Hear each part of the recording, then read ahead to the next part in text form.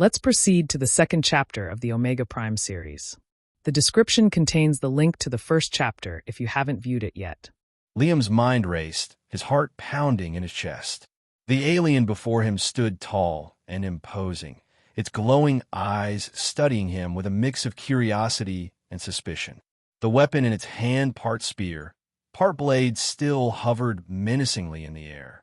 For a moment, there was nothing but the sound of the wind rustling through the trees, the only indication of life around them. Liam's hand remained raised, trying to convey peace. "We come in peace," he repeated, his voice steady but with a quiet urgency beneath it. Behind him, the rest of the crew stood on alert, weapons still holstered but ready for anything. The alien blinked, its gaze lingering on Liam for a long moment. Then, with a swift motion, it lowered the weapon to the ground, though it still held it in one hand, clearly wary. "You speak the language of the stars," it rumbled, its voice gravelly, a strange resonance filling the air, as if each word carried weight far beyond its meaning. The words were harsh, but Liam caught enough of the meaning to understand. It was fluent in a form of communication that seemed universal somehow. The two species were able to bridge the gap. The question was why? Liam nodded cautiously, keeping his body language non-threatening. "We do. My name is Commander Liam Hayes of the United Earth Federation. We've come to explore and settle this planet. We mean no harm."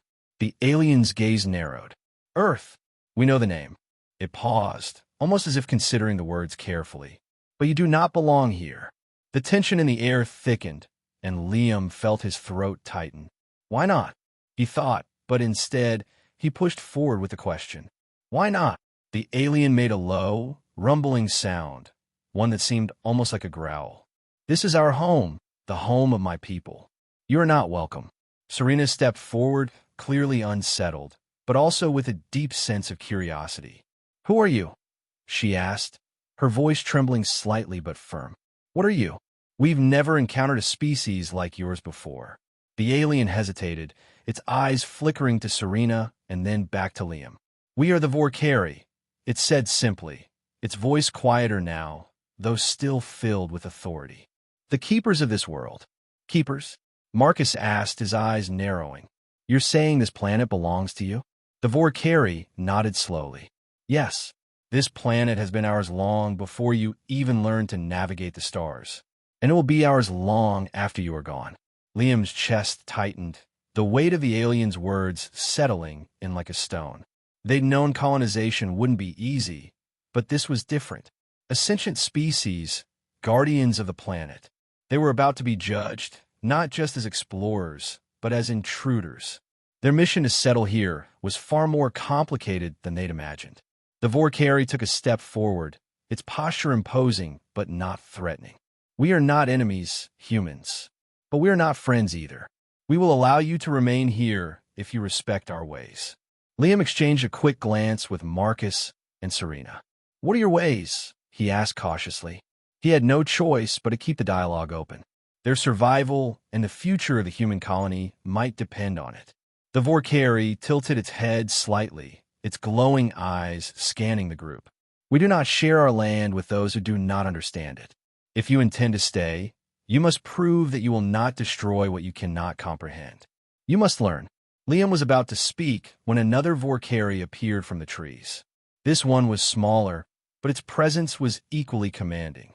It spoke to the first in a series of deep, sharp clicks and growls, sounds that vibrated through the air, almost like a warning. The first Vorkari responded in the same language, though this time its tone was more severe. Liam couldn't understand the words, but the meaning was clear. There was something serious happening here. The second Vorkari's attention shifted toward the humans. "You will follow," the first Vorkari said. "We will show you the way. But be warned, your presence here is a test. We will judge whether you are worthy." Liam stood still for a moment, weighing his options. This was a delicate situation. They were in alien territory, and while the Vorkari had not been overtly hostile, they were clearly distrustful. He glanced at Marcus, who gave a slight nod of agreement. This was not just about their survival on Omega Prime anymore. It was about understanding the Vorkari and their culture. "Lead the way," Liam said, his voice calm but resolute. The Vorkeri turned without another word, its long, graceful limbs moving with fluid precision as it disappeared into the forest. The humans followed cautiously, the sounds of the alien creatures surrounding them as they ventured deeper into the unknown. The air thickened with humidity as they followed the Vorkeri deeper into the jungle. The ground squelched beneath their boots, a constant, low murmur from the earth itself alive, almost breathing beneath their feet. Strange, faint scents of moss and unfamiliar flowers lingered in the air, mixing with the sharp tang of dampness. The trees were towering giants, their trunks twisting like ancient spirals, and the foliage overhead created a dense canopy that filtered the sunlight into a soft, green glow. Strange noises echoed from the shadows, the occasional rustle of something large moving just out of sight. Liam kept his focus on the Vorkeri, who led them through the jungle with the assuredness of someone who had spent their entire life navigating this land. The creature moved with purpose, occasionally stopping to gesture at something in the environment, as if marking a point of significance. Serena, for once, remained silent, but her eyes were wide, her mind clearly racing to understand everything she was seeing. "This is incredible," she whispered under her breath. "I mean, the biosphere, the diversity, it's like nothing I've ever studied." Liam didn't answer. He was trying to remain focused on the Vorkeri and their intentions. The fact that they were now being led deeper into the jungle felt both promising and ominous. What were they being tested on? And what exactly would it take to prove they were worthy of living here? Finally, they arrived at a clearing, a large, circular area in the heart of the jungle. In the center, there was a massive stone structure that resembled a temple, though the architecture was entirely alien. The stones were carved with intricate patterns, glowing faintly in the dim light. It seemed ancient, and yet it radiated an undeniable energy. The Vorkeri stopped at the edge of the clearing and turned to face them. "This is the heart of our world," it said, its voice low and reverent. "It is where the trials will begin."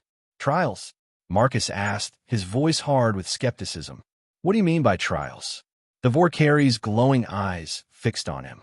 "Only through understanding can you prove your worth. We will judge you based on your respect for this world and your ability to adapt. If you fail, you will leave."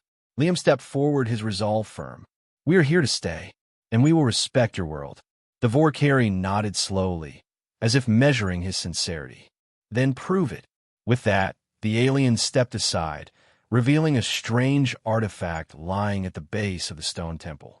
It was a crystal, pulsing faintly with energy, surrounded by a ring of jagged stones. "You must activate it," the Vorkeri said. "Only then will you begin to understand."